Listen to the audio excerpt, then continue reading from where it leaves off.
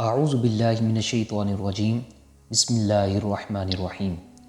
سامعین محترم، میں آج آپ کے سامنے توحید ایمان اور اس کے تقاضے کا ٹاپک لایا ہوں کہ جس میں آپ جان سکیں گے کہ توحید کتنی چیزوں کا نام ہے اور توحید کہتے کسے ہیں۔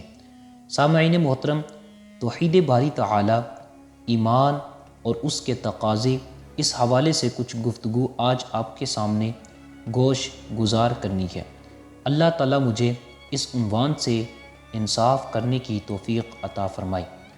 توحید اللہ کو ایک ماننے، ایک کہنے اور اس کا اقرار کرنے کا نام ہے۔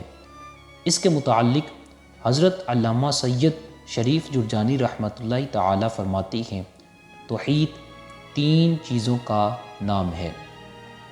پہلی چیز اللہ کی ربوبیت کی معرفت، اور دوسری چیز اللہ کی وحدانیت کا اقرار کرنا، اور تیسری چیز اس کے تمام ضدوں کی نفی کرنا، اس سے تمام شرکاء کی نفی کرنا۔ اس کی ذات میں، اس کی صفات میں، کسی معاملے میں بھی اس کا کوئی شریک نہیں۔ تو توحید جب ان 3 چیزوں کا نام ہے تو اس کے متضاد جتنی چیزیں ہوں گی انہی کو شرک قرار دیا جائے گا۔ حضرات گرامی قدر، اس کے متعلق بھی حضرت شاہ ولی اللہ محدث دہلوی علیہ رحمہ حجت اللہ البالغہ کے اندر فرماتی ہیں کہ توحید 4 چیزیں ہیں۔ پہلی چیز صفت واجب الوجود، یعنی اللہ تعالیٰ کی ذات کو واجب الوجود ماننا۔ میں اور آپ ممکن الوجود ہیں، لیکن اگر نہ ہوتے تو پھر بھی کوئی فرق نہ پڑتا۔ جس کا ہونا اور نہ ہونا دونوں برابر ہیں اس کو ممکن کہتے ہیں۔ ہمارا ہونا اور نہ ہونا دونوں جہتیں برابر ہیں، اگر نہ بھی ہوتے کوئی فرق نہیں پڑنا تھا۔ ہم ممکن ہیں، جس کا نہ ہونا ضروری ہے اسے ممتنع کہتے ہیں۔ اللہ تعالیٰ کا شریک ناممکن ہے اور اللہ تعالیٰ کی ذات واجب الوجود ہے، اس کی ذات کا ہونا لازم اور ضروری ہے۔ اس بات کا اعتقاد ہی توحید ہے۔ حضرات گرامی قدر، دوسرا ہر شے کا خالق اللہ کو جاننا۔ کائنات میں کوئی چیز بڑی چھوٹی ایسی نہیں ہے جس کو اللہ تعالیٰ نے تخلیق نہ کیا ہو، پیدا نہ کیا ہو۔ ہاتھی کا خالق بھی وہ ہے اور چیونٹی کا خالق بھی وہ ہے۔ اس اعتقاد کو بھی توحید کہتے ہیں۔ فرمایا کہ تیسری چیز حضرت شاہ ولی اللہ محدث دہلوی علیہ رحمہ فرماتے ہیں، ہر شے کا مدبر صرف اللہ کو جاننا، یعنی ہر شے کی تدبیر کرنے والا وہ ہے۔ اس نے بہت سارے لوگوں کی ذمہ داریاں بہت سے کاموں میں لگائی ہے، لیکن تدبیر اس کے ہاتھ میں ہے۔ حضرات گرامی قدر، مشرکین مکہ کہتے تھے کہ تدبیر بتوں کے ہاتھ میں ہے۔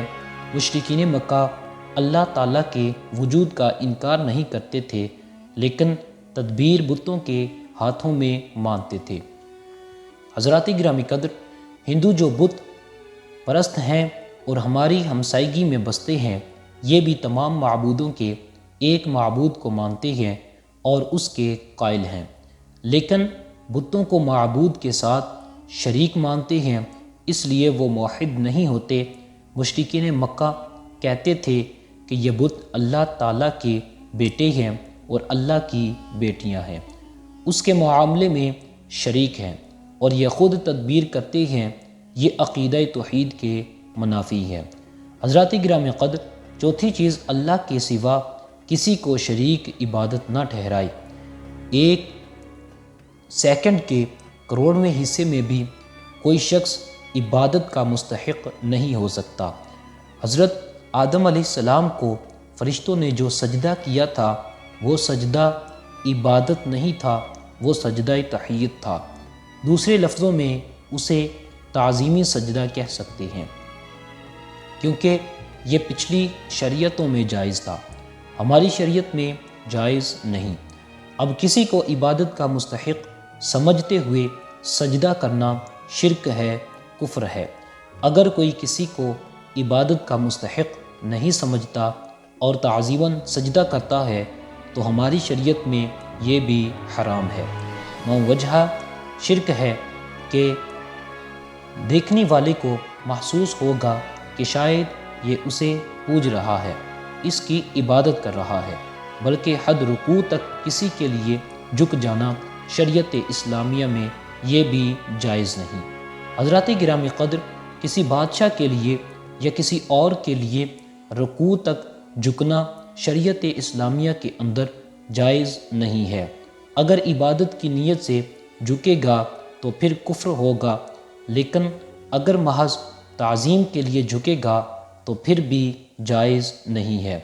حضرات گرامی قدر، اگر کسی کے لیے تعظیماً قیام کیا جائے تو وہ شریعت میں جائز ہے، لیکن اگر عبادت کے لیے قیام کیا جائے تو وہ شریعت میں جائز نہیں ہے۔ لیکن اگر کوئی شخص آئے، اس کے استقبال میں کھڑا ہونا پڑے، یہ حضور علیہ الصلاۃ والسلام کے طریقہ سے ثابت ہے۔ حضرات گرامی قدر، جیسا کہ حدیث مبارکہ میں آتا ہے، حضرت سعد رضی اللہ عنہ آئے تو حضور صلی اللہ علیہ وآلہ وسلم نے ان کی قوم کو فرمایا کہ قوموا لسیدکم، اپنی آقا کے لیے اٹھ کے کھڑے ہو جاؤ، ان کا استقبال کرو۔ تو یہ حضور صلی اللہ علیہ وآلہ وسلم نے ترغیب دی ہے، تو قیام تعظیمی شریعت مصطفیہ میں جائز ہوا، لیکن قیام عبادت کے لیے کسی بھی شریعت میں کبھی بھی جائز نہیں رہا۔ یہ بات ذہن میں رکھیں کہ جتنی بھی شریعتیں ہوئی ہیں اور جتنے بھی نبی آئے ہیں، ان سب کے لیے جو بنیادی عقائد ہیں وہ ایک ہی رہے ہیں۔